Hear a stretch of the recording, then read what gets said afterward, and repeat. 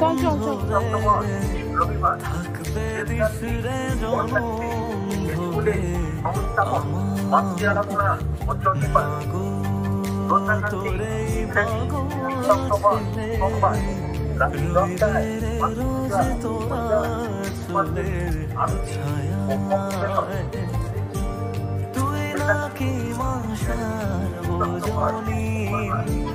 তোর কাছে নাই কিছুই কঠিন, তোর ওই দুটি চরণ তলে থাকবো আজীবন। মা তোর চরণ ধরে থাকতে দিস রে।